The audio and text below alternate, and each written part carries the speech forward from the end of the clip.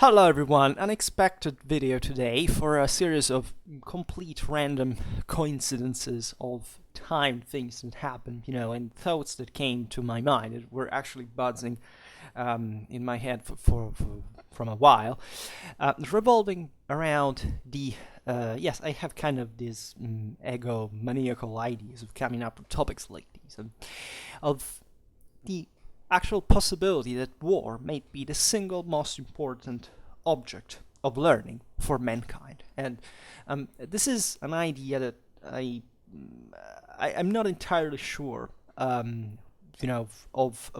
its reception. Of course, it's something very provocative at a certain level, but that I'm trying to firmly believe, actually, with all myself. And this is something frightening if you think about it for a while. But it's still extremely important, and I guess that the most important things should be frightening in this regard, because otherwise we can't really break through our prejudices, our expectations, let's say, the ways properly what stands between thinking and acting, determination, which is also, not surprisingly, one of the key moral characteristics that are required to the commander in the Clausewitzian theory, right? War is won normally by the more intelligent, not by the strong, right? But being intelligent by itself alone is not enough, right? War is the realm of danger. War is violence by definition.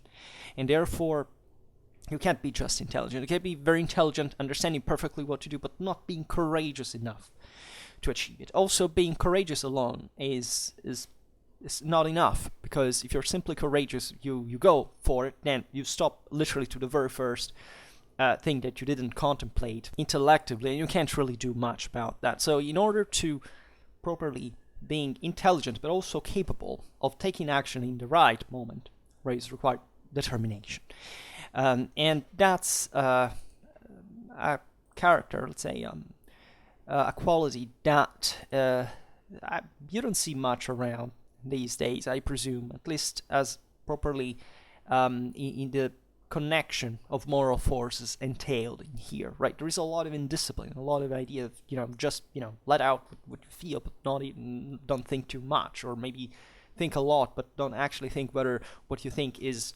practically applicable, and all this stuff. And in the recent days, I was thinking about this, because at this point, when I talk to any new person I meet, I get down usually to talking about warfare, unsurprisingly. Like, I'm not so bossy or autocratic as in person I can be usually sociable and even pleasant. You may be surprised by that, but I'm definitely not much of a I tend to say straight ever more what I think, and I've met sometimes with a barrier, with a properly an obstacle, an ideological one, most of the cases, when talking about warfare, and often being received like, I don't want to think about war because it's bad. I don't think there's no good thinking about that. Well, are you sure about that? Like, do you think that you live in a good world, at least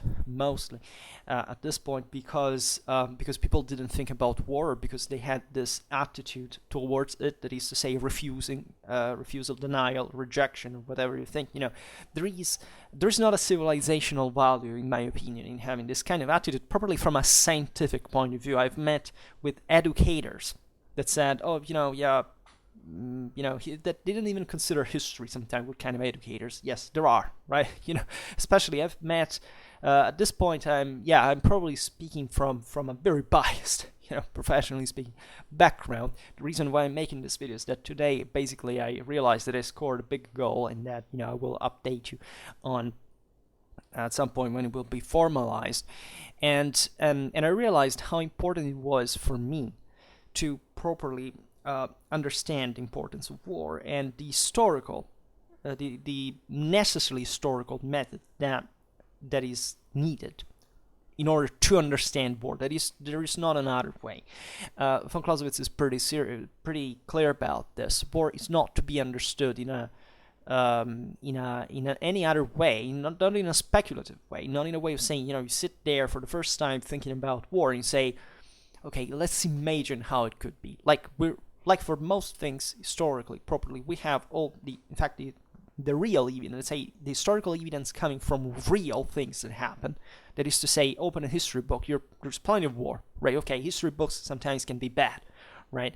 But the good ones, with some criteria that we have started to address sometimes on Schwerpunkt, you learn about war, and what you learn from it, with all the problems that derive properly from the research, from method, and in the difficulties of a positive understanding of what happened, right? I'd say we have a good understanding of history and of war, right? Not collectively, definitely. A few people understand history, a few people understand war, and even less people understand actually war in the most concrete sense. That is to say, either having literally commanded a unit in combat, or properly, and sometimes even more, having actually studied repeatedly properly what is the theory of the art of war in its diachronical dimension, right? A few people, like if I were to ask the difference between military history and the art of war, most people probably do not know this, right? And therefore we have also to come back on it more decisively at some point, because it's a mistake. It's like, when you confuse war and conflict, right? It's still very common at some level in literature, etc. So never trust completely anything or anyone, for that matter. It's a scientific principle. If you presume you have a scientific education and you think that anything that you know is true, then you have some problem with science in the first place. And the same is with history, because history it's not a hard science, right? And it has enormous benefits. So it has actually an extra gear, I presume. Right, I know people who have properly, some colleagues, from high school, some now are, PhDs in mathematics, in physics. Sometimes I look at their posts on Facebook and say that these people, they're very ideological, right? This is not true for all people who study these subjects, but they tend to be, right? As a historian, I look even at, archaeology, or literature, or philology. To me, I'm really impressed by the degree of ideologism that exists in those fields for no apparent reason, because they're essentially technical ones in a way. Then there are enlightened spirits that naturally are able to expand. Some of my my greatest, my only mentor in military history was a person who was not even properly a historian. He had another education, but those are white flies, or rare beings, and there is, let's say, a structural problem properly in our educational system and in our academies that is pretty serious, right? But properly, history prepares you to essentially stand on no ground, right? As a scientist, you can't have a laboratory, you're searching for that specific datum.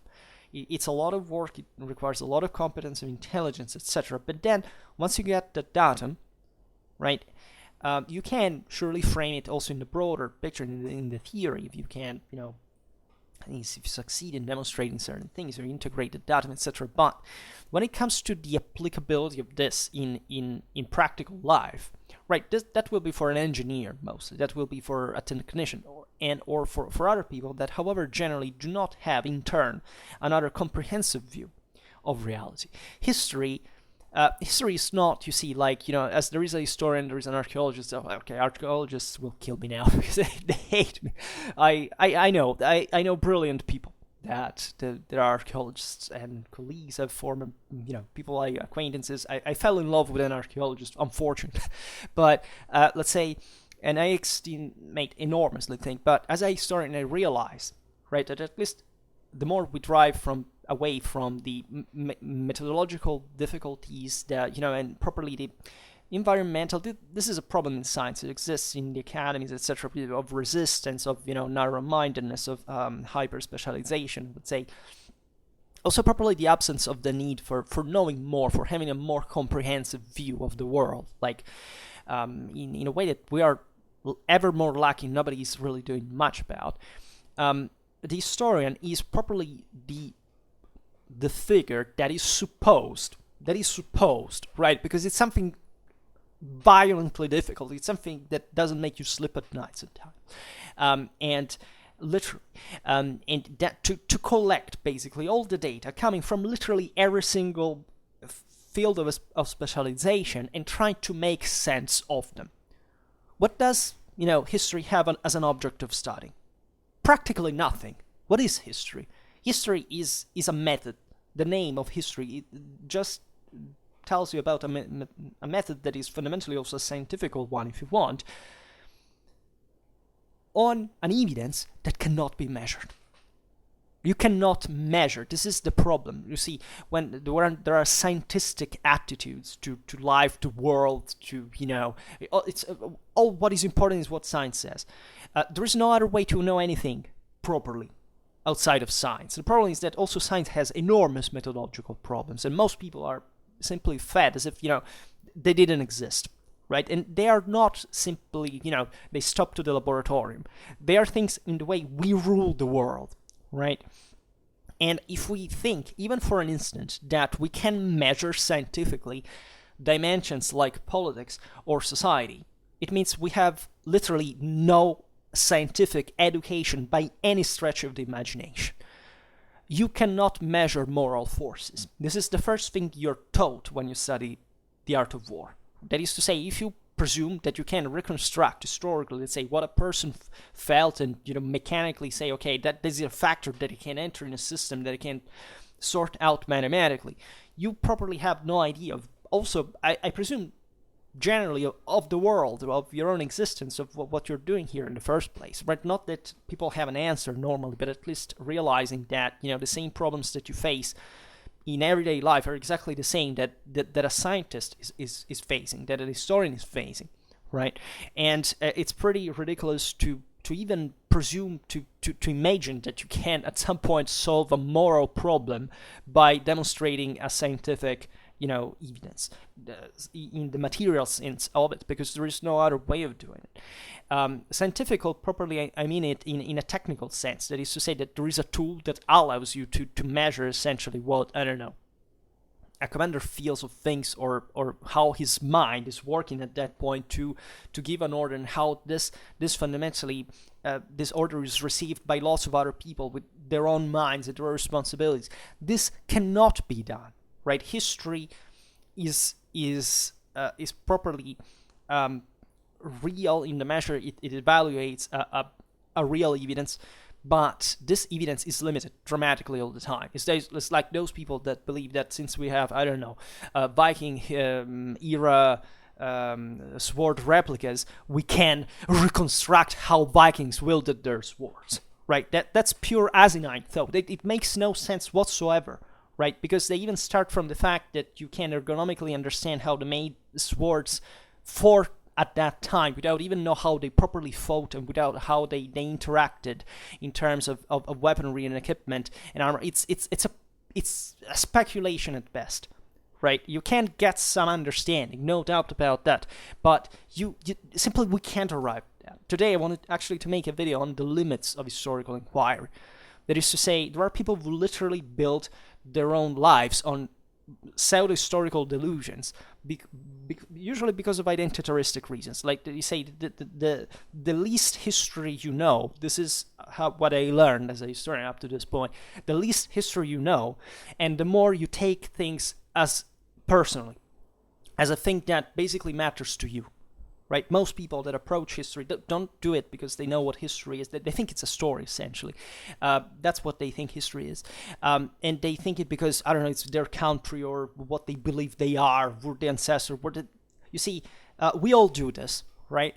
And we all do this because we are all biased. We are irrational. We are all kind of driven by subjective factors. But when it gets to hard history, that is to say, when you get in the meat grinder of sources and method and you have to reconstruct something that makes sense, whatever you think personally as in that subjective fashion is basically annihilated by the sheer complication of the evidence and the problems that you're faced with. And it doesn't make any sense anymore because, of course, that doesn't have to make sense to make you feel better emotionally. That has to make sense to prove that you're a thinking human being, that the human rationale is worth this name, right? And annihilating this identitaristic thoughts is one of the funniest things ever, because you immediately understand people get aggressive, defensive, and kind of they freak out all the time. You basically demonstrate all the bullshit they've been fed ever since they were little about their own ideologies is complete nonsense. And you can literally measure the intelligence of a person through that, right? That's my thermometer now, right? And I don't think to be particularly intelligent myself. I just think that most of the people properly do not match the average dignity of human intelligence, and that's frightening as well, right? Because when you start, realizing even remotely that statements like the title of this videos can be true. You start realizing that basically all these people that walk in the streets you see talking, sharing, whatever, chatting, they have no idea of what they're doing. They never had, and very likely they never will, right? And you understand that this costs, that is to say, it costs to us individually, to themselves, to other people, to you, to me. And this is really serious, because you understand at that point any kind of scientific implication is primarily a moral one. That is to say, everything you do or don't do, or the way you do it, is going to have an impact that actually you cannot control, right? You can control by a tiny margin, but things will go on their way, and it's crazy, right? And there is also, however, a hope for this, in the sense that humans, turns out, are able to do things altogether that are not perfect, they're far from it, but that essentially manage to make things work on the longer run.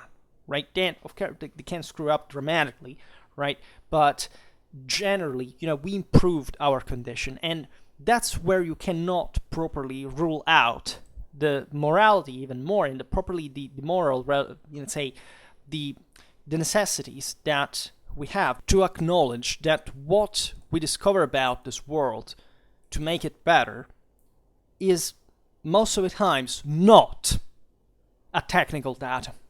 Right, it does pass through that as well, because we all gather technical data in everything, even when we have to fill a glass of water because we are thirsty. Right, there is a way there. There is a journey, an adventure that constantly, presents us with the astonishing difficulties with the unpredictability of the world.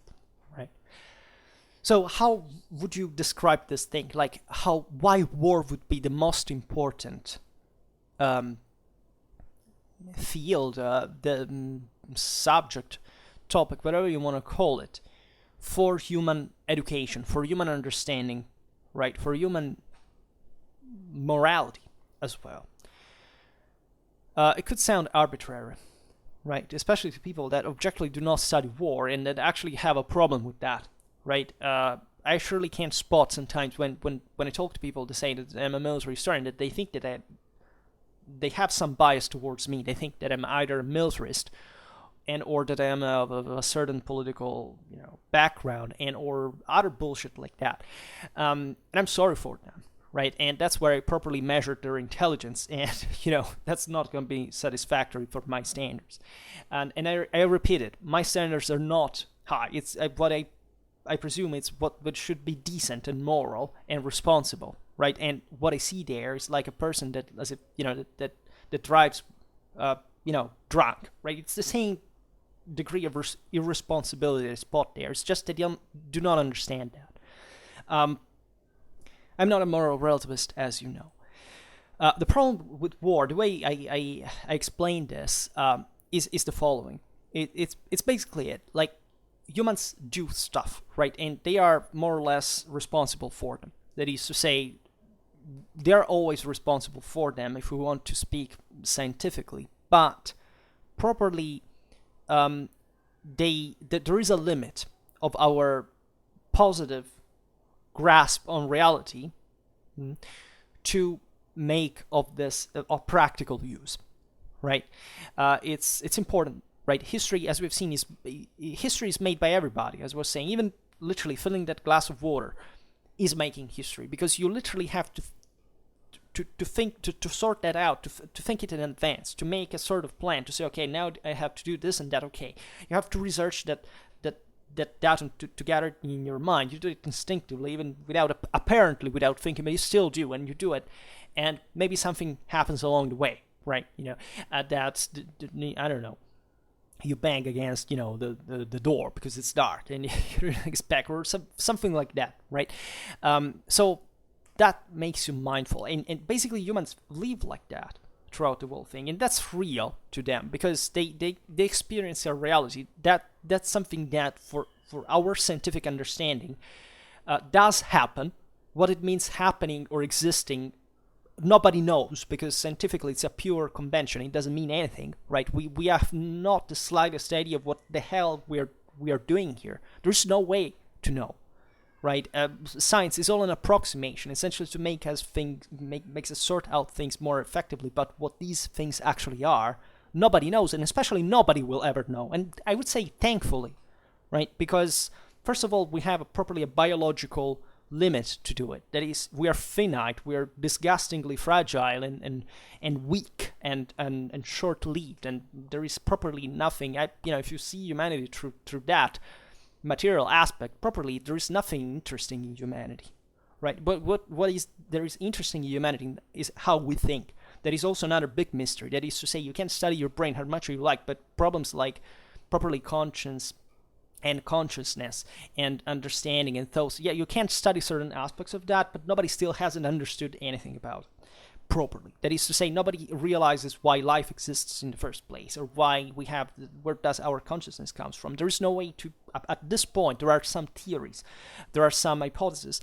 but properly there is no way to, there is like a great leap toward the infinite that simply cannot make us understand it. Right, and maybe, I don't know, I speak like a person in the early 21st century, but I presume that literally, there are certain limits that we will never surpass, right? That even properly now, okay, I won't get started with the idea of the delusion of progress and lots of other things that unfortunately people still are fed by in an anti-scientific way. Because if you love science, you cannot believe those things. It's pure ideologism, dogmatism, and doctrine. It has nothing to do with pure consciousness and conscience and how you have to relate to the world unprejudicially. That is what science is about. Right, but properly, we have this responsibility. We live in the world doing stuff that affect us as well as others, and we can't. And it's our damnation, right? We can't avoid that. This is the interesting thing. You can't say, okay, I have nothing to do with what is happening in my society because I stay home. I don't do anything. I don't send tweets. I don't interact. I don't do anything. First of all, it's not living. Secondly, properly, you are still affecting the world like that. That is to say, if somebody kills somebody out there, right, even remotely, you are responsible for it. Because in a way or another, even for the fact that you weren't there at that point for some reason that you couldn't predict. So obviously nobody blames you legally, because also law and any kind of right and presumption of, is pure convention. Right? It doesn't exist in reality. It's just a convention between humans for this specific political and social balance. And it's something that always runs after, actually the way our community, evolves by itself, right, is your fault, right? You're responsible in one way or another. So you can't literally, for everything that happens in the world, you could do something that either you did and had an outcome, or you didn't and had another outcome, right? So you are condemned to be responsible for the world you live in, for yourself or for the others. War, see, most fields most people are not acquainted with this idea, right? Because they, of course, maybe think about that because it's not such a difficult thought to grasp, but they leave as if, okay, they say, okay, well, but at the end of the day, who cares, right? Yeah, who cares? Because, I presume, how many of you actually wake up in the morning thinking that how many people are, starving to death every day? You don't even know where it happens. You don't care. Let's be honest about that. If, one of your relatives dies, you cry. If and a person that dies, you think about it, etc. If a person dies from the other side of the globe in a third world country, nobody gives a shit. And we have to be completely frank about this. Some people do, right? And that's remarkable, and that's positive. sometimes it's done also for the wrong reasons, I would say, because there could be some interest behind that as well. But in general, we live in that kind of moral approximation that is a kind of a lazy approach to reality. Reality is too wide, gnoseologically, to approximately, set society on the standards of we should all be concerned about something specific, right? Because it would be single thought, which is totalitarianism, and I don't know about you, but I don't like to live in a world of single thought. Single thought also is practically unattainable because every person reasons in a different way. So I can't even imagine the for which factor we could even achieve at some point to we wouldn't be humans. We wouldn't be properly human species biologically speaking to think all in the same way. So fortunately, it's impossible. Surely it would be better if more people knew something. Like that is objective with this video, to properly shake morality around the concept of war and why it's more relevant than lots of other things that we're constantly bombarded with. It actually is just a way, for people to make money, right, from a very lobby position most of the times, both left and right, every level, right, for every reason, right. So it's very easy to spot, right. And the reason why the approximation stands at this level is most of the cases that people are not pressured by that, right. They don't see properly the importance of such issues, right? This is quite evident at a political and social level. That is to say, what we are all complaining about all the time is look at those, idiots from the other political side, right? They don't understand anything. We know everything. We are bad ones. They're bad. They're evil, right? And it ends there, fundamentally, until you have some broader discussion that requires some informed or, scientific evidence and so on. It gets down to, I feel like that, or, maybe I have some thought and I stick to those and I radicalize around them, and fundamentally, that's how I go. Because the important thing is that, I don't know, my wife believes the same thing, or my children are going to believe the same thing. Pretty much it, because I believe that, because my parents believe that, and that's it. Right, we are these guys, we are this flag, we are this color, we're this belief, right? And it stays there. Most people do this. I do it too, right? We are all programmed genetically to do that, right? There is not a person in the world that doesn't think like this. That's a mix of course, of instinct and reasoning part, right? So it's always like that. We approach reality like that all the time. The problem is that at some point, right, depending on, here we could digress historicistically, that is to say, to show how people behaved in the past properly and to cope with this problem. But let's stick to present time. Something happens that makes you reconsider properly the situation. As we've seen before, it could be an argument. It can be a slower exposure to more knowledge. It can be a traumatic acknowledgement. It can be lots of things at the same time. It can be psychophysical as well, right? How many things you say, until it doesn't happen to you, you will never understand. Unfortunately, yes, it's true. Experience in this is dramatic, right? War. Let's say better before addressing this happens like in a very gradual fashion normally. That is to say, even if something happens to you, many people keep thinking a bit their own way, right? Even it's easier to change mind when you're young.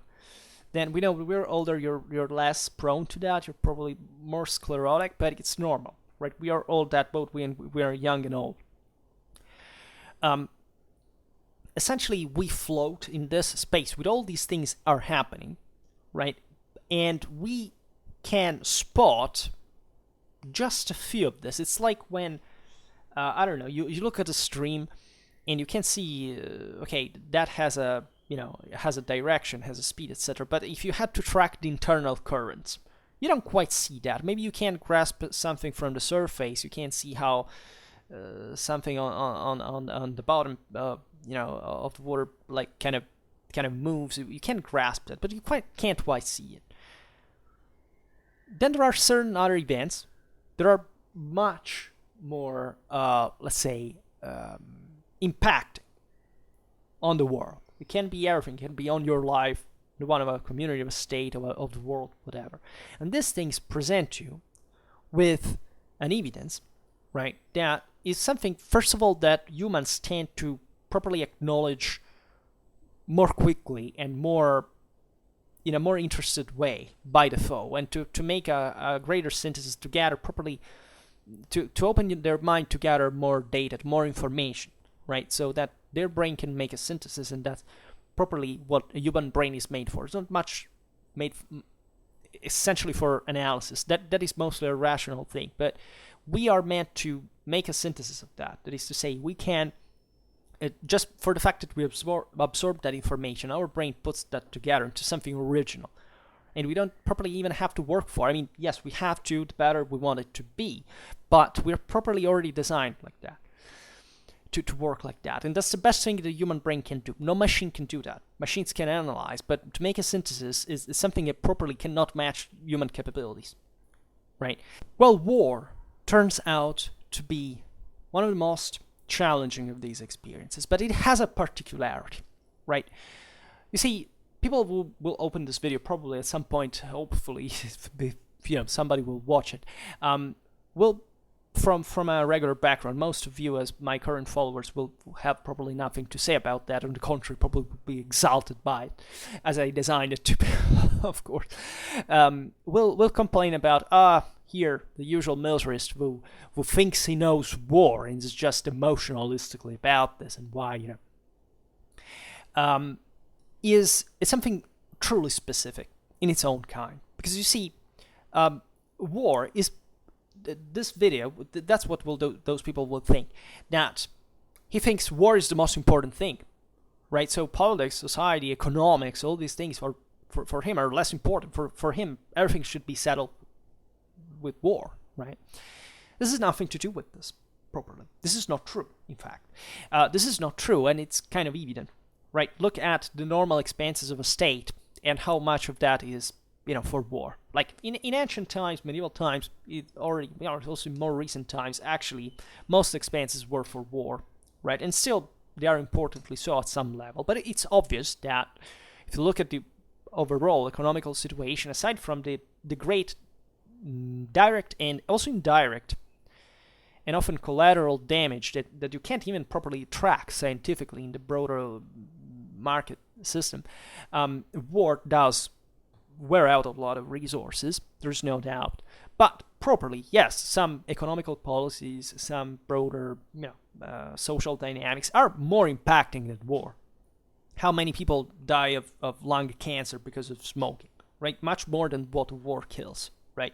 As I often make the example, if you cut the exports of dairy products to some place in the world, I mean, yeah, surely maybe some hundreds of thousands of people will die in some third world country, and nobody really has anything to say about that, right? Because after all, what did I do? I'm just a free, a marketer, and I can't do that if I don't properly, take this thing away from people, from their mouth, and there is a broader, mediation to this. Well, it doesn't matter if I actually cause this.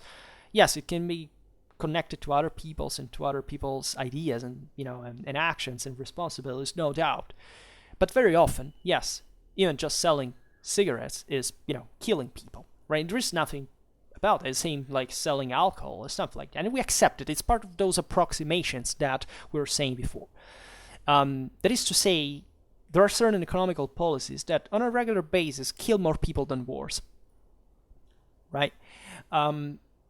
Wars have an important impact that we discuss here and there when talking especially about the subjectivity of victory and defeat, the uncertainty of victory, wanton victory, things like those. There are very important topics, according to me, to discuss. That is to say, a war is something that scares the more, right? We can't blame people for being emotionalistically paranoid about war, because objectively war is not much, paradoxically, and it's very crude to say, the people that are killed properly, but it's mostly about all the consequences of that.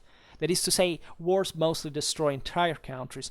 Yeah, they can kill hundreds of thousands of people sometimes, but maybe ruining life for tens of millions in the process, creating major international strains, poverty, misery, competition, the rise of criminal organizations, all the kind of injustice, rape, slavery, right? All these things exist, are under our eyes constantly, right? And as I was saying before, actually, most people do not give a shit about that because they say, well, I didn't do it, right?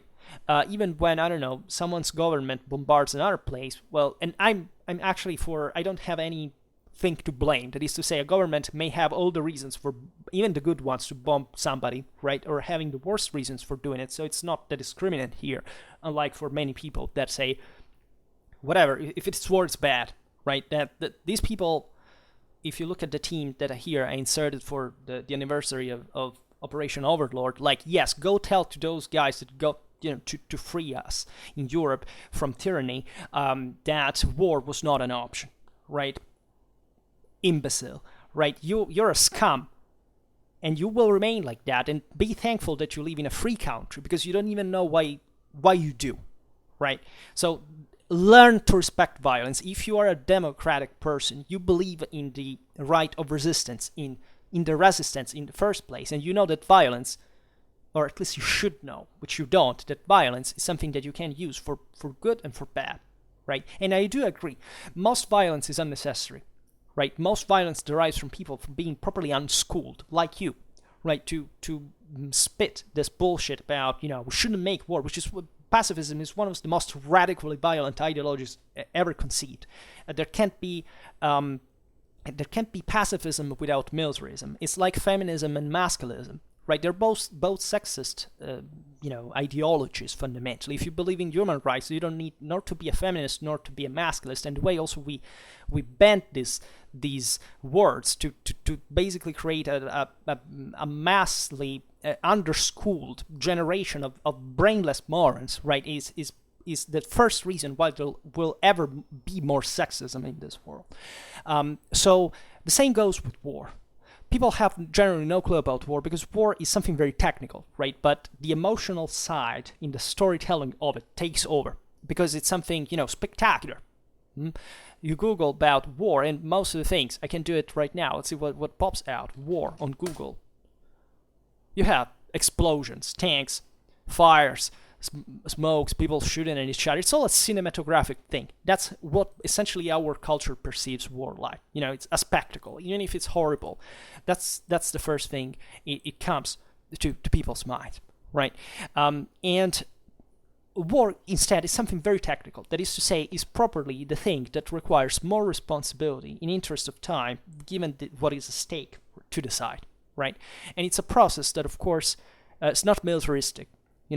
War is fought by politics, by definition, as the Clausewitzian theory teaches us, and the Clausewitzian Trinity also perfectly tells us that politics, society, and war are all one, right? That is to say, banally, also, there is the bullshit of people sent to die for their own country by evil totalitarian single crazes is a myth, is that delusional myth of people that usually come to be kind of very extremistic, politically speaking, and don't understand anything about history. Those people were going to war because they wanted to go to war, in the sense they supported what those totalitarianisms were doing, right? They individually didn't want to go to the front or to die, yes, but Hitler was elected democratically, and that should make you think something about that. That is to say, dictators without the people have no power. Instead, we've been fed with the opposite myth. That is to say, dictators make people do things, right? So be extremely careful at every point in which you're placed a gun in your hand by somebody, whether you have the chance to shoot the person that gave it to you or to shoot the people you're told to shoot, because that makes all the difference. All totalitarian regimes could end in a day, right? And if they didn't, it's because the people were accomplice to. And there's no way around this, historically, morally, politically. This is science, properly. From all what we know historically, anthropologically, sociologically, psychologically, that's it. That's the reality of the story. And there is, once again, no way around that. So cut the bullshit about that. War is this thing that happens in a very, if you want, technical fashion. That is to say, of course, the triad looks at the relations that exist, right, between politics, war, and society, and that's what mostly in military historians study, right? That's what I was saying before. There's a difference between military historians and historians of the art of war, right? Because you can't talk about war in general. That is to say, I study, I don't know, the logistics of that army during, I don't know, the First World War. Okay, but do you have an idea from just that how an army is properly used to fight? Because you see, armies are designed exclusively to fight, which means exclusively to annihilate physically the enemy army. That's essentially when we talk about military, that's the only thing that is supposed to be. And there is no, even in here, any other military logic properly meant. That is to say, politics will come to mitigate the way the military instrument is used, no doubt. So you have, I don't know, the ruse de guerre, right? You can't fight a war without fighting it. It does happen, but that's not because of the military logic of it. The military logic is literally you have to wipe the hell out of the enemy that is fighting against you, right? Because Wu sent you there and tasked you with this purpose, and if he wants, he will stop. When he see the guys from the other side that tell those guys to fight, say, okay, back off, we surrender, stop it. There, the military is revoked, and politics manages peace or whatever, and things go on. So war is exclusively violence by definition, and it's something very concentrated. That is to say, if you look at strategy, you see, we have defined it very often. It's basically what you employed your military instrument for the sake of combat, right? So say you decide strategically where there's probably no fight, right? Where to fight and how, and the conditions at that point that should provide you with an advantage. Then the whole thing is aimed at fighting, right? Even the concept of deterrence, that is to say, to melt away enemy forces, can happen like that. Right? It happens when the enemy forces cannot respond or cannot resist because they are too weak. Otherwise, as I was saying before, there is no way but annihilating them.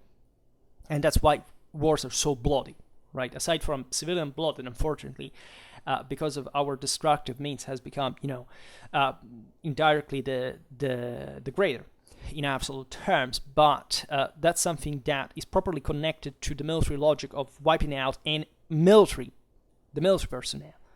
Right, which necessitates to wipe out certain other structures that can have dramatic, infrastructural impact on a country, whatever, and all that stuff. But that's another thing, right? But if you look at war in this frame, this perspective, you realize that the moment in which war is actually fought, that is to say, in the moment in which the guy actually shoots over the other, is something very concentrated in time, right? It can take the dramatic form of battles that can last even days, right? In which hundreds of thousands of people die and millions are invested. But at the end of the day, it exhausts itself in some time, right? It's properly designed to be like that. I mean, there couldn't be any other way to do it, because war is fought in ways that cannot be altered specifically along this pattern, right? Because if you did that, you would come less to the military logic. That is to say, you would be more likely to lose than not, and therefore it doesn't make any sense. And that's why war practically has always been fought in the same manner. And this is what a diachronic view that the art of war gives you. That is to say, because it teaches you properly how to wage war, which is a very different thing from studying war. I don't know.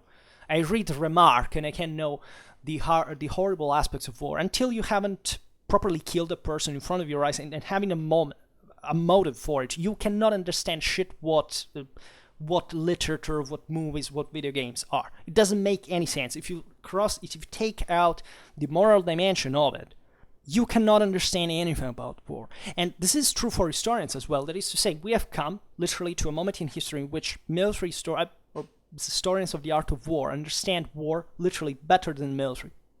And I'm not kidding here, right? The military is properly taught to carry out certain operations with certain models, essentially, being, following hierarchy and so on, and just few guys at the top actually know and handle what is going on. Yeah, down the line, lots of people do. Every soldier is responsible, but if you look at the broader, here can't talk about command and why armies are structured the way they are in history of mankind, but the idea is that the individual soldier, from his perspective, will basically understand nothing about war. Like you cannot pick up a veteran private and being told on average in our times more than I saw people dying, it was terrible point. We don't use those people to teach war, the art of war, in military academies or universities, right? A very few people do in the first place, right? That you need a general for it, which is another thing. Or maybe the lower you go down the line, the more properly you understand. Historians of the art of war start to understand properly the mechanism behind that. That is to say, they cannot understand the crushing weight that is the largest among any servicemen of the guy in command, of the commander-in-chief, that has all the responsibility on him. So the other myth that generals send people to die and because they're a bunch of idiots that would not care what happens to individual soldiers is one of the most disgusting and immoral, puritanic myths, ideologies that a certain part of the West has produced in the last 100 years or so, and ask properly and trying to research, and also because the general makes a history also of his own accomplishment, right? He was in charge, so he knows best, right? And we reconstruct history through these things. It's difficult, it's complicated, it's not easy. That's what we do properly as historians and not as military men. But properly, we reconstruct a mechanism that, impressively enough, the more you study campaigns and battles, which is something that awfully ever less people are doing in this world. Not that there have ever been many or that they have ever been, particularly capable, but there are ever less. That is, that field of specialization proper is not being filled. Right, people are all mostly about the new military history. You study history just for the sake of society. Yes, we do also for that, but because we do it for the sake of policy. But we do also for the sake of the military in itself, right? And that's what the art of war is concerned with. It studies the military, properly meant. It doesn't digress on, I don't know, let's see the psychological impact of war on civilians. That's not understanding how war works. That simply means to see the outcome of what it's been on the psychological profile in a population. If you don't know how to properly command an army and how it works on the field, you cannot understand properly as a citizen, as a political being, as a moral, as a responsible person, how those things are used. Right, war is not a giant animal that moves by itself and swallows everybody in the process and, okay, it happened, it's just a tornado passed. No, those are human beings that are actually commanding others to kill and destroy. And the reasons why they do that is what you have to learn if you want to be a moral person. Because as a citizen, when you vote a politician that in a state with a military, whatever, you're essentially entrusting that kind of power to somebody. And if you don't understand anything about war, chances are that wars will be fought in a bad way. That is to say, there will be incompetent people at the top, properly from the political top, that is to say, making wars for stupid reasons. Secondly, incompetent military men. Right? How many military men do you think understand or have studied for real von Clausewitz? Right? Have ever read it or understood it or properly, have a good solid... I was impressed, for example, by Mattis, that in fact was known as the warrior monk because it has a hell of a library that threw out correctly from Clausewitz here and there, right? And that was very impressive. But do you think others actually have? How many? It turns out they don't, as most people don't, right? And war, this doesn't explain why war is so important for humanity. Of course, it is if you understand at that point, of course, that people die in the process. So you have to be very careful about that. And whatever it is important, right? But it doesn't still explain why you should care about that person killed in a war more than a person killed by an economical policy. The reason could sound cynical because you say, only for the fact that you're moving away from this question. That is to say, that doesn't properly matter because... Yes, why should it matter? There are people that are killed in a way or another. Yes, a person may be coerced to go to war. It's a different thing. Maybe, that a person just smokes in his entire life and gets lung cancer, weighing on our, national health and all this stuff.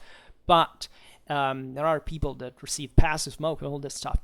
It's less, right? It's less important, the second case. But altogether, more people die because of that. And it's difficult to say, okay, well... It's still, how, even here, how do you judge that morally? Do you have a laboratorium analysis that tells you how to? Can you impose that idea on people? That's not how you solve problems in the world, right? It's stupid to think to have this positivistic, progressistic, modernistic approach to reality. the way we solve problems in our reality is to look at the wall for what it is and starting to understand properly how this wall works. Well, war, in this regard, presents us, and this is a strictly, properly, I would say, mathematical problem. You see, war is the most complex system in interest of time put under pressure than any other in human history, right? You can have enormous social dynamics that trigger revolutions and changes in thought and custom in life and all these things. Those are, by sheer absolute value, more important than individual wars, normally, not always. But war is basically an enormous change of similar scale, actually compressed into time and space, right? And as we're saying before, this is not a volcanic eruption that causes a climate change. This is not an earthquake, right? This is not a hurricane. This is people with an incredibly efficient, mechanically speaking, developed, advanced, probably the single most advanced human system that you can ever find. An army, right? That is waging that scale of incredible destructive capabilities, right? Armies, historically, like if you look in human societies altogether, there's properly nothing by scale that is more efficient than an army, right? You can have, a scientific intelligentsia that is basically lots of people, tens of thousands of people that with great education that they accumulated over the years, that have some, infrastructure, some technologies that operate, etc. But, they're under relative, pressure, right? They have ambition, they have competition that keeps them alive in that regard. They have ways to exploit this, they have some personal interest as well, they have way to apply this, they contribute to the progress and so on. But how much does it take for accomplishing that progress, right? And how much does it take properly to destroy a country with an army, right? Armies are the single most effective thing that humans have ever created. Because, why? Because they were under that kind of pressure in the interest of time. Society is not like that, right? Why is the military under discipline and why civilians are not? Right? And why, by the way, it would be dramatically easy to school people to be more disciplined and to be more effective and efficient for the sake of society, right? In a civilian fashion. Because they have to cope with a problem that is the most important in terms of stake at the moment, because if they fail, they get killed or their country that get destroyed or whatever, and that they have to find not a speculative, okay, now tell the scientist, he will tell you in 2 years what the thing was about. No, like in 30 minutes you have to decide whether 30,000 people die or live, right? So when you think about this scientifically, what technology do you have to sort it out? We don't. Right? We don't. And there is no even any remote possibility we will find something in the future. Right? Don't quote drones and other bullshit. It has literally nothing to do with that. Here we're not talking about automatization, still set by mankind. Here we're talking about a process for which you're responsible for an enormous amount of people's lives that forces you, compels you at every second, because the enemy is responding, to react without constantly an average of 75% of the information that you would need to make a reasonable positive move. And doing that until the war ends, hoping that you don't get annihilated in the meanwhile, right? The sheer amount of intelligence, of pressure, of synthesis, of experience that this produces, and we're talking about positions of command, right? So those guys who were properly in charge of the whole thing, that is to say, they know how these systems work at a higher level, that they see divisions on the map, they don't see the individual soldiers there, they don't have time for those. Those are trained to respond themselves for the threat if they can locally. But if a division is surrounded, cut out by overwhelming forces, those guys are done for. And maybe you even sent there because they might have been necessary to save other divisions, right? So whatever that individual soldier can do there down the field is basically useless compared to what a general, and that's where his responsibility stems, has to say, because that's properly how command works. That is the most positive and effective way human civilization has created, and it does work, right? It does work in order to fight wars and winning them. So there is no other human activity but war that presents you with this kind of challenge. There is not. Right? There is not. It's impossible. You see, even those broader political, social, economical changes, aside from the fact that, for example, any strategic analyst normally doesn't make something that goes beyond 4 months at this point on a regional scale, because the unpredictable prevents you from even daring to think that it can be a positive application of that info. Right? We know that. This is not a problem of, you see, most people are, of course, as we were saying, obsessed with the idea that they can't calculate everything, that we know. Right now, we don't. Like, if you ask people what will happen in 50 years from now, nobody concretely knows. Like, there are certain estimates that if you look at, if you go look at the, let's say, the estimate variable factors that can make things going astray are literally, if you look at the outcome, can be one thing and its opposite, right? And it doesn't make any sense. That is, you would never invest, right? These things happen mostly in a spontaneous fashion. States, market would not invest in a system that is unpredictable, right? So we already know that we're that limited in order to properly sort out this broader global human movements, right? War is really not, because war is uncertain, right? War is actually the most uncertain endeavor, activity that, in terms of outcome proper, that humans can wage. Yes, but a lot of the, let's say, most of the conditions that allow you to, first of all, to be able to fight in the first place, right? That is to say, if you don't know, if your country is military, strategically uneducated, or unprepared, whatever, you don't even fight. You're simply occupied and live in misery.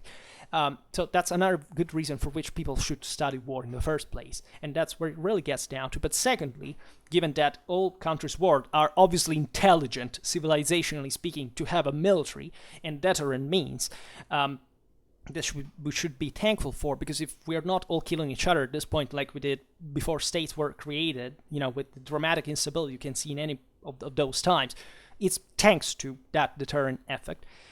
But secondly, because when you fight a war, yes, it can be unpredictable in the outcome, but in the first place, you have to be fit for it, as we've seen, and the better, the higher the chances to win it, the more you have a fit army in that sense. Which means what you can achieve through a war, which, as we've seen, is the most pressuring, punching, alarming, traumatic thing that can happen to you, stands in your capacity of coping with that situation, which is never the certainty of victory, but still even the possibility that there can be a victory in the first place. And this requires a skill and an understanding that is built, as we've seen from Clausewitz, on the base of an education that is 360 degrees, literally about any field of science broadly meant. That is literally everything. Like, you can't be a military historian and not knowing mathematics or literature or chemistry or philosophy. It doesn't make any sense, because it all concurs to form an idea of what, I don't know, what's the world about? Where is more likely even there to be a war? I mean, if it's unpredictable how it could be like, and this should make you fit, right? It goes by attempts, by approximations, failures, right? It always happens like that in war.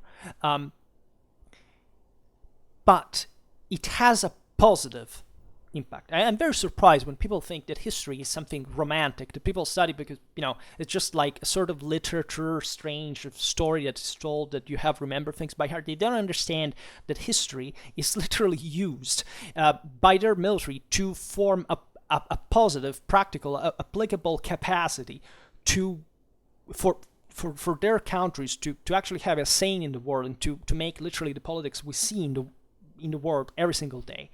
It's utterly ridiculous, and most people have no idea of what I've just said since the beginning of the video, because they've never been told.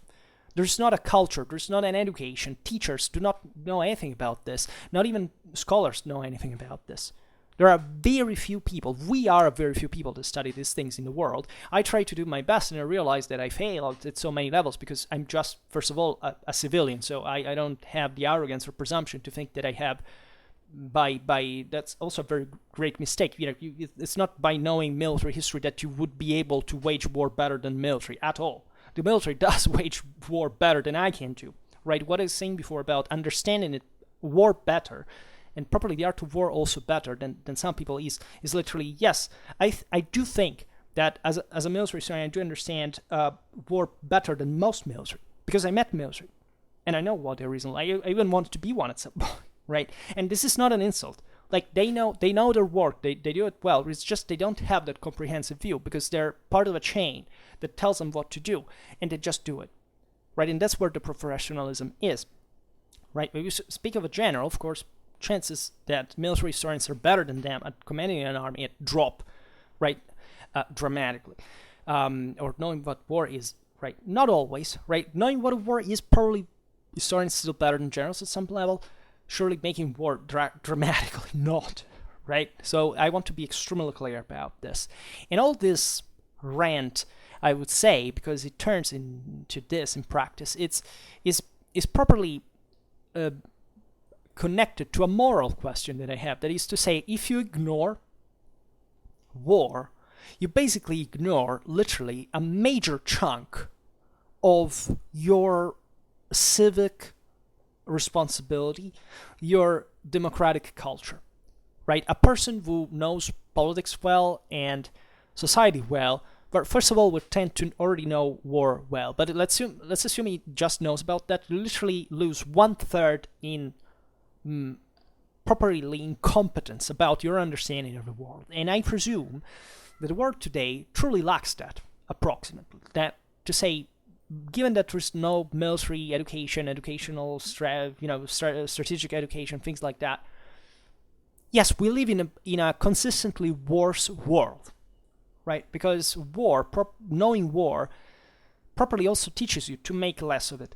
Not in the usual bullshit kind of way to say, okay, if you know war, you avoid it. No, if you know war, you avoid it most of the times because you realize that there are other ways, mostly, that war is just the speediest way most of the times. But that has nothing to do with avoiding it in absolute terms, because otherwise you couldn't literally, as we remember today, thanking people for coming to save the world and making it free again, right? Because wherever you come from, that's something you should wake up in the morning and being thankful for, right? Even if you live in North Korea, because it's still you have to be happy that the rest of the world is free, so that they haven't wiped you out already, because they understand that you're a pathetic country that lives under disgusting dictatorship, right? And because we are intelligent enough that the bubble will exhaust itself alone, right? And that is better, actually, maybe for those people not to be wiped out by a war than living in the miserable condition that they do, right? And I can't tell you, and I can get very emotional. I visited the beaches of Normandy. I visited the military cemeteries. I was there. Today is June the 6th, right? And this day to me is literally, I come from, Europe at the time was either fascist or communist. I come from a country that is fascist side. So I wake up every morning. This is something I do, right? I don't think much else. I don't have these principles and ideologies, etc. But I wake up every morning, right, being thankful that my country was defeated in that war, so that I can be free today. And I have no words of any kind to thank the people who rendered it possible. That is not to say that I don't care for my relatives that fought in that war, from what I think it was the wrong side, for the people also that saved my own relatives that were from the wrong side. Yes, those are human beings, but it has nothing to do with the ideology that you find on the internet. We have to humanize, the Axis, because who is that doesn't think that the Axis wasn't human? Wars are human. War is probably the single most human thing that ever existed. The bullshit of dehumanization in art and cinema, etc., is just essentially a whining from those people that do not like the fact that their country was a fucking fascist dictatorship, and they don't like to be told or reminded, because they still are probably deep inside, because nothing has changed from World War II. Right? Don't think that we changed. Don't think that most people understood this. Why? Because they haven't been taught war.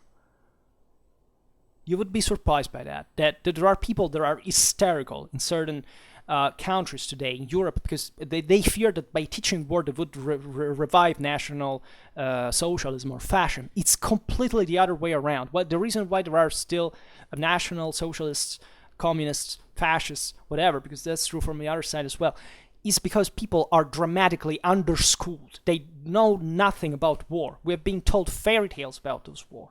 Right? People properly have no idea. Don't think being born in a country and knowing the history of your country has nothing to do with each other. By what truly matters, by scale, has literally nothing to do. And always remember that, right? That you can't talk shit about what happened back then if you properly don't have a serious historical education, which school today doesn't provide at all. That is to say, there are people today in Europe that still think history in the same categorical mindset that they had in the 1930s, because simply the ideas changed, not the way they can frame properly that information. Which means that if for some reason things come back the way they are, or even worse way, I don't think that Nazi fascism will come back, fortunately. But as we were saying before, we know mathematically our societies are unpredictable. But those heads there will be the same dumb ones who elected, a genocidal dictator that was okay with wiping out entire chunks of the world, because simply they have no idea about what history concretely is.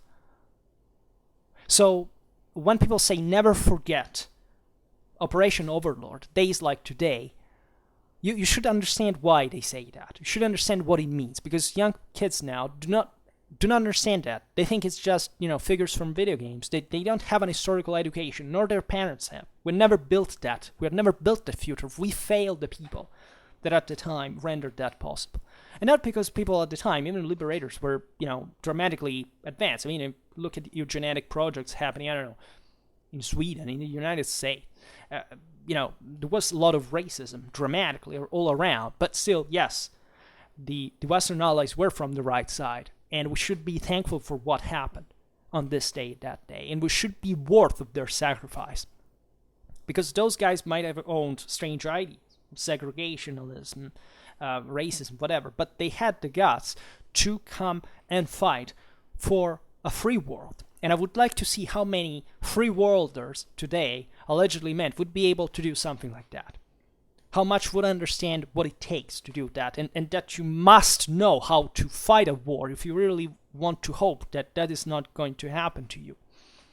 They don't, right? And this is why I wake up in the morning telling myself every single day to be thankful for what happened, to be proud to have contributed to that war, to have risen to that point, to have contributed to democracy, to have to be a pillar of NATO, to be there. Right, with all the problems, with all the hypocrisies, with all there is no, let's say, when I say wrong or right here, I don't mean, the wrong side in World War II is there as a statement to properly address the fact that, yes, it's a better thing that Western allies won the war. Well, the Eastern allies, not so much, but still, because it was still, better properly than the other option, but still, we thank those as well. And I believe in the right and I believe properly in humanity. I believe that every person can be better, that every person can change, that every person can be forgiven, that no man is beyond redemption. Because I believe in humanity, and I believe in the intelligence of humanity, and I studied war too much not to distrust the intelligence of humanity. Because that's probably one of the most rational things in the way it's waged, and mechanically speaking, that you can ever find. And you can be a way more intelligent person the moment you understand that process. Because once again, it's the most difficult that you can't find. It's not descriptive. You have to take action. It teaches you responsibility, determination, discipline, self-control, all things that are necessary to a civilization, primarily, more than anything else, and that have nothing to do with the ideology, right? That you have to decide by yourself. That can never teach you anybody in a sense. But war is a mean to make you understand. And I firmly believe this, and that's why we should all study this. It's imperative. And sadly enough, we do live in a world that loses because of this. Because victory or defeat are subjective in a way, but they do exist. Because they do matter to people.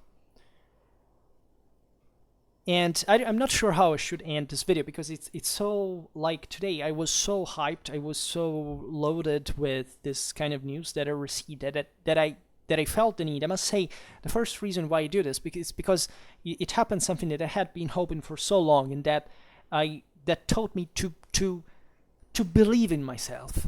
Yes, studying war makes you believe in yourself. Makes you understand that it's what you do that makes the difference, and that you always have an option to do better and to do worse. And that it's not easy to take that choice, right? And it's not easy because we are weak, because it's hard, right? Because it does require a lot of intelligence, a lot of courage. It's not cheap. You cannot say, okay, never forget, and then you get, okay, the kid will remember democratic values. It doesn't happen like that. They will not learn it like that. They must be schooled with an astonishing amount of theory and an astonishing amount of practice, which is something that we're losing completely, together with that democratic security. And you can see it under your eyes every day. Look at the societies we are creating now. Look at what is happening. There are certain trends that are pretty evident, right? Certain things are getting better, no doubt. I'm not one of those people who say, we're heading towards a destruction. But the system is becoming more unstable. There's no doubt about that. It's becoming something more, in terms of individual liberty and possibility to change that, is becoming more difficult. And it does happen, in my opinion, exactly for these reasons. So is war the most important thing to learn for humanity? I would say yes, because in the way it is intertwined with politics and society, and therefore encompassing the whole human spectrum, it is the field that teaches you the most, right? Qualitatively, as in terms of properly specific weight of information, the way it's earned, than any other thing. And you can understand through war things that you would never imagine, right? The Clausewitzian Trinity is something incredible. Before learning that, I didn't know it. I didn't know that you could properly see through war that is something smaller as a system, as we've seen, that you could read politics and society. There are much more complex things, because war, the composition of armies, who leads them, why, with objective, properly mirrors at every instant, always. Like, this is not something that happens, 90%, right, and 10% not. Like, when you have the evidence, it tells you scientifically how it is. It's incredible. I didn't believe this.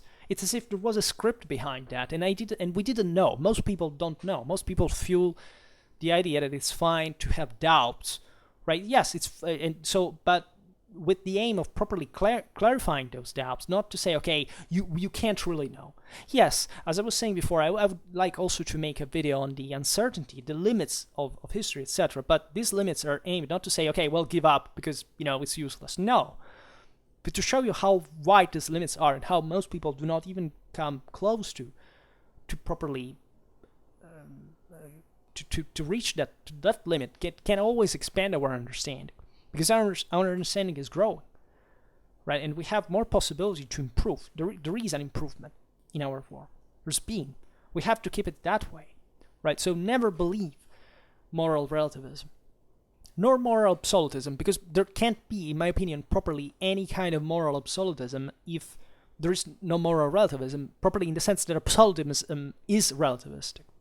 Because in the moment in which you pick that thing, you basically disregard the other, so you automatically, by denial, become relativistic. And history, and especially the history of war, doesn't leave room for this, because it has a logic that slaps you in the face anytime you want to make philosophical speculations about it. Like most people do for politics and society, where they can't vote some of the most ideologized political parties and delusions, etc. Study war. War doesn't lie to you. War tells you what the mechanic is and tells you this is it, independently from what you think. Right? And it teaches you things that are sometimes difficult to accept. That is to say that civilization does increase, for example, its amount of destructiveness over time. That it's not true that that is a culturalistic delusions, that civilization is making less war. Absolutely not. Like, maybe in practice it can turn to that, but not because its destructive capabilities or warlikeness in capacity terms is decreased at all. It's the complete opposite. Right? And that teaches you, however, how much civilization is able to contain that and to use only when it's properly necessary, which is one of the reasons we shouldn't give for granted why we didn't wipe each other out during the Cold War with a real Third World War, because you see, I live in a country would have been turned into ashes, like Europe altogether, right? So if anything had started in the first place. So I think we can start measuring our existence on the base of such things, because they give you the measure of what responsibility is. It's not simply rolling the dice, right? That is true. The world is unpredictable, but we are in charge, right? We are the ones who make it unpredictable in many ways, in most ways, right? There is not need to recur to abstract reasons for thinking why humanity evolved. We did it ourselves. There's no major single main factor that brought it to happen. We made it. Like, in terms of civilization, we built it consciously. And we did it through these things, including war, which is something that, usually people do not like to think, because they think war is morally bad. And this is an illiterate statement. There is nothing bad or good in war. Nothing.